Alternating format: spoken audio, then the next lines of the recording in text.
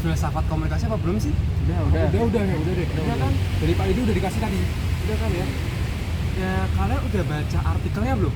Nah kalau itu belum. Nah dia kan belum ya kita ya. Udah berarti kita baca bareng-bareng aja. Ayo.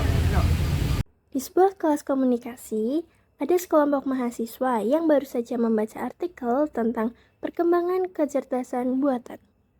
Artikel itu memicu rasa penasaran sekaligus perdebatan. Mari kita dengarkan pandangan mereka. Manusia.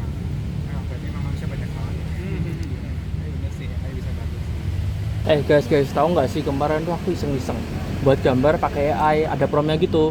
Dan ternyata hasilnya tuh kayak gini nih. Keren banget, kayak hasil karya pelukis Leonardo da Vinci gitu loh. Terus juga kemarin aku nemu kalau AI itu bisa ngediagnosis penyakit kayak dokter-dokter gitu.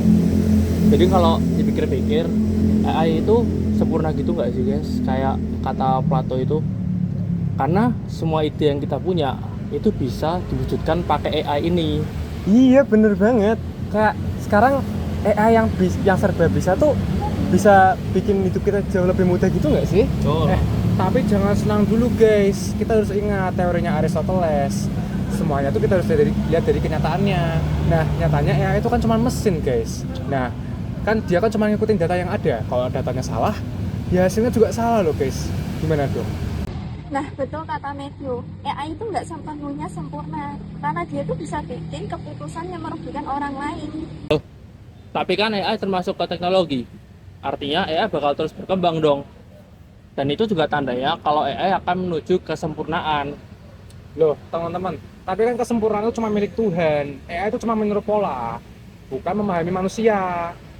Tapi tetap dengan adanya AI yang sekarang bisa serba tahu, itu jadi bukti bahwa mimpi-mimpi manusia selama ini tuh hampir akan tercapai. Mimpi boleh, tapi kalau nggak hati-hati itu justru bisa bahaya. Nah, artikel ini tuh jelas bilang, AI bisa memperkuat diskriminasi kalau kita nggak hati-hati. Tapi kita lihat sisi positifnya juga guys. AI itu bisa bantu dokter buat menemukan penyakit lebih cepat. Bisa juga bantu mahasiswa kayak kita ini untuk bikin riset agar lebih efisien. Pokoknya ya ini udah keren banget gitulah. Loh, Din, tapi kalau salah diagnosa gimana?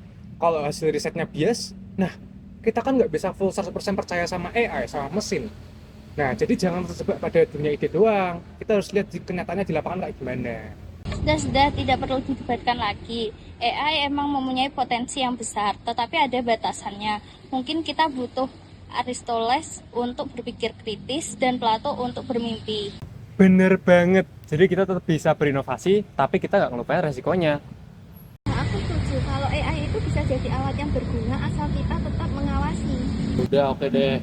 Mungkin bukan soal sempurna atau tidak, tapi bagaimana kita bisa memanfaatkan AI ini.